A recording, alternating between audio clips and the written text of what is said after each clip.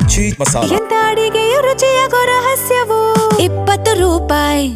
ಬೆಂಗಳೂರು ಶುದ್ಧೀಕರಣದ ಮುಂದುವರಿದ ಭಾಗ ಅಂದರೆ ಫುಟ್ಪಾತ್ ಮೇಲಿನ ವ್ಯಾಪಾರಿಗಳ ಒತ್ತುವರಿ ತೆರವಾಯಿತು. ಅನಂತರದಲ್ಲಿ ಅನಾಥ ವಾಹನಗಳ ತೆರವಾಯಿತು. ಇದೀಗ ಫುಟ್ಪಾತ್ ಮೇಲಿನ ಬೆಸ್ಕಾಂ ಕಂಬಗಳನ್ನು ತೆರವು ಮಾಡಲಿಕ್ಕೆ ಮುಂದಾಗ್ತಾ ಇದೆ GBA. ಇದೀಗ ಬೆಸ್ಕಾಂ ಮೇಲೆ GBA ಅಧಿಕಾರಿಗಳ ಸಮರ ಶುರು. ಫುಟ್ಪಾತ್ ಮೇಲಿನ ವಿದ್ಯುತ್ ಕಂಬ, ಟ್ರಾನ್ಸ್ಫಾರ್ಮರ್ ಜನರಿಗೆ ಅಪಾಯಕ್ಕೆ ಆಹ್ವಾನ ಕೊಡ್ತಾ ಇದ್ದಾವೆ.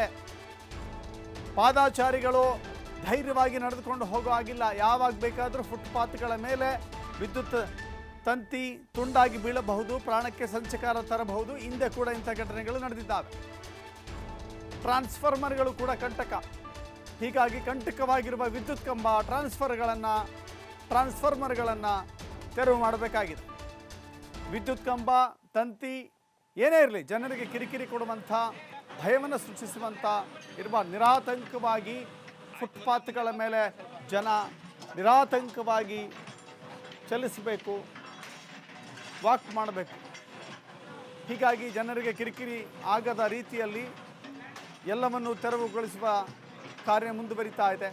GBA ಬೆಸ್ಕಾಂ ಅಧಿಕಾರಿಗಳಿಗೆ ಕೃಷ್ಣ ಬೈರೇಗೌಡ ಕಟ್ಟುನಿಟ್ಟಿನ ಸೂಚನೆ ಕೊಟ್ಟಿದ್ದಾರೆ. ಆಗಸ್ಟ್ನಿಂದ operation transformer, operation electrical pole ಶುರುವಾಗಿದೆ.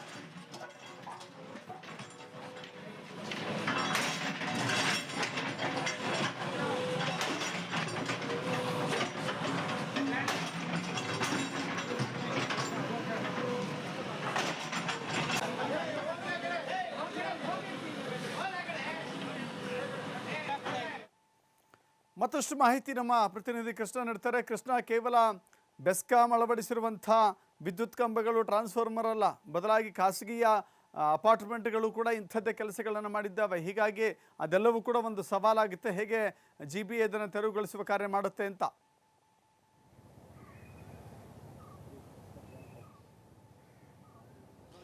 ದಶರಥ್, ಬೆಂಗಳೂರು ಸುಧಾರಣೆಗೆ GBA ಅಧಿಕಾರಿಗಳು ನಾನಾ ರೀತಿಯ ಕ್ರಮಗಳನ್ನು ತೆಗೆದುಕೊಳ್ಳುವಂಥ ಪ್ರಯತ್ನವನ್ನು ಮಾಡ್ತಾ ಇದ್ದಾರೆ. ಕಳೆದ 1.5 ತಿಂಗಳಿಂದ ರಾಜಧಾನಿ ಬೆಂಗಳೂರಲ್ಲಿ ಸಾಕಷ್ಟು ಸುಧಾರಣೆಗಳನ್ನು ಮಾಡುವಂಥ ಪ್ರಯತ್ನವನ್ನು ರಾಜ್ಯ ಸರ್ಕಾರ ಮಾಡ್ತಾ ಇದೆ. ಅದರಲ್ಲೂ ಪ್ರಮುಖವಾಗಿ ಬೆಂಗಳೂರು ನಗರಾಭಿವೃದ್ಧಿ ಸಚಿವರು ಈಗಾಗಲೇ ಪಂಚಪಾಲಿಕೆಯ ಕಮಿಷನರ್ಗೆ ಕಟ್ಟುನಿಟ್ಟಿನ ಸೂಚನೆಯನ್ನು ಕೊಡ್ತಾನೆ ಬಂದಿದ್ದಾರೆ. ಈಗ ಮತ್ತೊಂದು ಆಪರೇಷನ್ ಮಾಡೋಕ್ಕೆ ಬೆಂಗಳೂರಲ್ಲಿ ತೀರ್ಮಾನವನ್ನು ಕೂಡ ಮಾಡಲಾಗಿದೆ. ಕಳೆದ 1 ತಿಂಗಳಿಂದ ರಾಜಧಾನಿ ಬೆಂಗಳೂರಲ್ಲಿ ಫುಟ್ಪಾತ್ ಒತ್ತುವರಿ ಆಗ್ತಾ ಇದೆ. ಅನಾಥ ವಾಹನಗಳ ತೆರವನ್ನು ಮಾಡುವಂಥ ಪ್ರಯತ್ನವನ್ನು ಮಾಡ್ತಾ ಇದ್ದಾರೆ.